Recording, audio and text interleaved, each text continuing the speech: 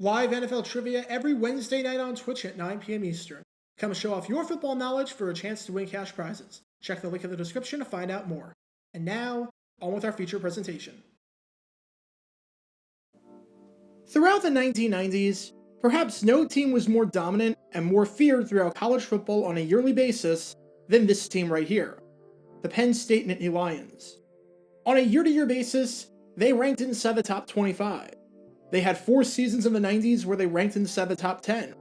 They had a winning record in conference play every year since joining the Big Ten in 1993, and they even went undefeated in 1994 with a perfect 12-0 record and a Rose Bowl win, being named the national champion by quite a few publications, even though they themselves do not claim that title. And throughout this time period, you never really mistook Penn State as a team that was afraid to schedule quality competition, as they usually had at least one non-conference game against a ranked opponent during the season. They played 3 teams in the regular season inside the top 15 as an independent in 1991. They played a ranked USC team in 1994, and they played a Texas Tech team in 1995 that finished inside the top 25 and won the Southwest Conference. You wouldn't ever think that Penn State was scared of an opponent and was scared of some friendly competition. If anything, other fan bases feared the Nittany Lions more than the Nittany Lions feared anyone. Which is what makes this story all the more bizarre. Because in 1996, to open up the season, Penn State was scheduled to play USC at Giants Stadium in the Kickoff Classic, in the game that you've been watching this whole time. And what might surprise you is that Penn State, as one of the best teams in the nation, and as a consistently dominant powerhouse throughout the first half of the 90s, tried to get the game canceled. It wasn't because of anything that the game organizers did, it wasn't because of a broken contract, and it wasn't because of anything that USC did. Rather, head coach Joe Paterno wanted the game to get canceled because he feared that his team would lose, and he was scared big time of playing the Trojans. Seems crazy to think about, but here we are. Because more than a quarter century later, this is the story behind what might just be the craziest scheduled game in the history of the Penn State football program. Before I talk about the actual game in question and how it played out, we need some context to understand not just how Penn State and USC were doing entering this game, but why the Nittany Lions really wanted this game to get canceled in the first place. And to do this, we need to go back in time 1 year to 1995, when Penn State was once again a very good football team. They finished that 1995 campaign with a 9-3 record, including a 5-3 record in conference play, and at no point did they ever drop outside of the top 20 in the AP poll. They ended the season with 3 ranked wins under their belt, including a win against the number 16 ranked Auburn team in the Outback Bowl, and they ended the season ranked number 13 in the AP poll, marking the 7th time in the last 8 years where they ended the year as a top 15 team in the nation.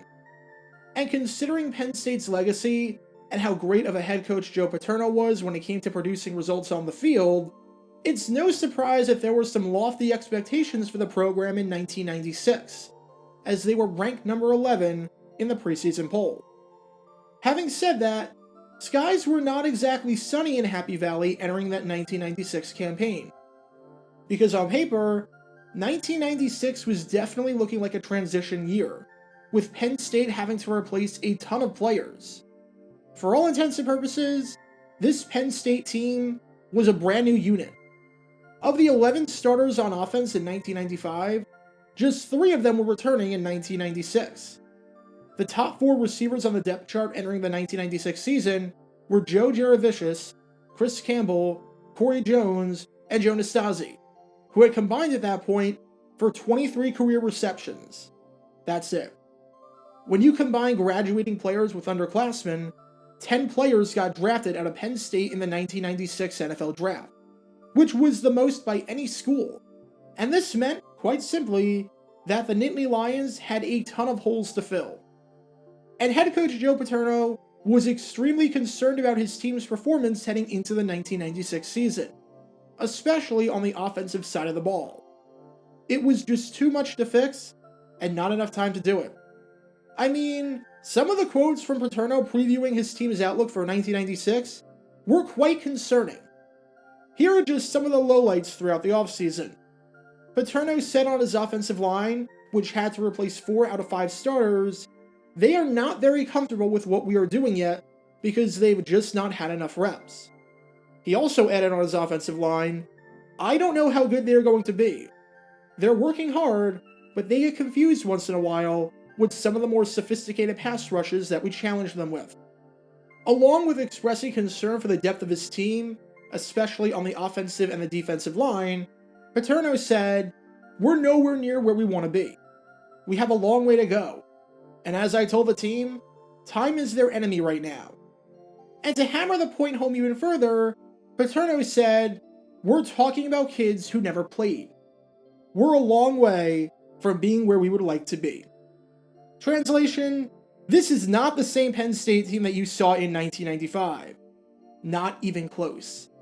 And this team had a ton of work to do, because they just weren't ready. Now you have all of non-conference play to get ready, and you will usually see teams schedule cupcake opponents, or significantly inferior opponents, where they can get warmed up without necessarily fearing a loss. Except in 1996, Penn State was not going to start the season off like that. Because with this completely new team, for all intents and purposes, that still had a ton of work to do, they were going to go up against this team right here, the USC Trojans. This was a USC team that was coming off of a win at the Rose Bowl the previous year, and was entering the 1996 season as the number 7 team in the AP poll, and as the favorite to win the Pac-10 conference. This was a USC team that was bringing back a fair amount of their talent from the previous year, including starting quarterback Brad Otten, running back Deion Washington, who had over 1,000 yards rushing in 1995 and was second in the conference in that category that year, and defensive tackle Darrell Russell, who would eventually go on to get drafted 2nd overall in the 1997 NFL Draft because of how much of a menace he was up the middle. By all accounts, USC was in a much better spot than Penn State for this opening game, and head coach Joe Paterno knew, especially since there was no playoff, and especially since the Rose Bowl was not a part of the Bowl Alliance, that if they lost one game, that it would be an uphill climb to win a national championship. And because of this, Paterno, instead of being up for the challenge and up for the opportunity in front of him to see how his Nittany Lions would fare against one of the best teams in the nation on paper, decided that it would be in Penn State's best interest if the Nittany Lions did not play the game. Seriously.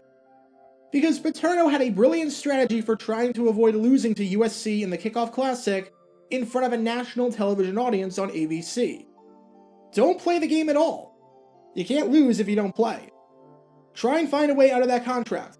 Buy your way out of the game, since the money you'd make from playing might be less than the money you'd get from a potential championship run, and instead of starting the season on August 25th, starting it before every single team not named BYU or Texas A&M, just start the season on September 7th against Louisville, or start it a week earlier against a cupcake opponent. When Paterno saw how his team was faring in the spring, and had a bad feeling about how a game with USC would go, he addressed his players, and in no uncertain terms, tried to get them to agree to not play the game. As Paterno said, I talked to the squad about it. I said, here's the situation. I explained what the good points and the bad points were as best I could. He made 3 key arguments to the players to try and get them to want to back out of playing the game. Number 1, this was going to be a tough test to open up the season, and with how many changes the team made in the offseason, and with how unprepared and unready the team looks right now, it's not a good idea to have such a tough opponent right away. Number 2, in all likelihood, Penn State was going to lose this game. Way to have belief and faith in your players, coach. But he laid it out, and said that opening the season with a loss could be bad, could end any chances at competing for a national title, and could come as a huge blow to your confidence. And number 3, by playing in this game, they would have to be giving up a week, maybe 2 weeks, of their summer vacation and their time off. Because instead of starting the season in early September like everyone else, they would be starting it earlier than just about every single team. In other words, Paterno was throwing just about every argument under the sun at his players against the wall, and seeing what would stick. It's like if you're a kid in elementary school and you're trying your absolute hardest not to go to class. So you just try and say anything to your parents to try and convince them to let you stay home. You're not feeling well, but even if you were, you're not doing anything that day. And you know 5 other people who just so happen to not be going to class. So you're not going to be learning anything because the teacher won't want to get too far ahead. But even if they did, they couldn't, because we have an assembly in the middle of the day that sounds boring. And even if we didn't have that assembly, I know we won't have any homework because the teacher doesn't like assigning homework on Wednesdays, so I won't be too far behind. You get the idea. Odds are, if you're anything like me, you've tried this trick before when you were younger. And Joe Paterno's strategy had just about as much success as that of the elementary school kid trying to get out of class. Because when Paterno laid all of this out, the players emphatically rejected it, and said, quite simply, we want to play. And even though Paterno did not agree with this by any means, and felt that the cons to playing USC vastly outweighed the pros of just canceling the game and pushing the start of the season back a week or two, he said, I'm not going to second guess them. Plus, I'm sure the athletic director had some thoughts about Paterno potentially having the program turn down $1 million to play in this game. So that raises the all-important question. Joe Paterno did not want Penn State to play in this game because he believed that there was no way that his team could win, and there was no way that his team was prepared enough to compete and put on a fight. Were his concerns valid at all? How did the Nittany Lions perform? Well, they absolutely dominated. Joe Paterno was wildly wrong with his assessment of his team and their chances of beating USC, because this game was not even close. Because when all was said and done, in front of over 77,000 people, which was the largest attendance ever for the Kickoff Classic at Giants Stadium, Penn State won handily, taking it by a final score of 24-7. And the game wasn't even that close in actuality. Penn State led it 24-0 with 30 seconds left, and had they just taken a knee, they would have preserved the shutout win. However, they fumbled. Penn State did a fantastic job on the ground thanks to a great game by running back Curtis Enos, who had 27 carries for 241 yards, averaging a whopping 8.9 yards per carry. In total, Penn State had 313 rushing yards, completely controlling the game on the ground.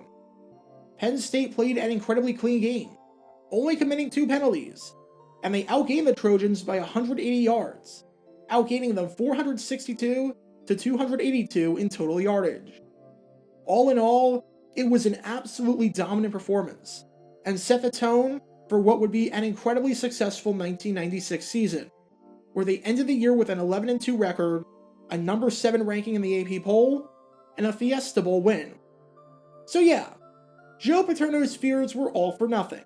Not that I think he's complaining about that, as I'm sure he was more than happy to be wrong. Still, it's crazy that Paterno had so little confidence in his team, which was consistently one of the best in the nation, was so scared of playing USC that he tried to get out of a $1 million contract, for no other reason than he thought his team would lose. Because on this day in 1996, Penn State played an incredible game that their head coach never thought was even remotely possible, picking up a giant win and a giant confidence boost at Giants Stadium. Get your official Jaguar Gear 9 merchandise by going to jg9shop.com, and be sure to like this video, ring the notification bell, and subscribe down below if you haven't already, as it helps the channel out a lot. And be sure to check out Twitch every Wednesday night at 9 p.m. Eastern for your chance to play NFL Trivia and win cash prizes, link in the description below. Also, special thanks to all of our Patreon supporters for helping out the channel. Your support is greatly appreciated. See how you can become a patron and request future video topics in the description below.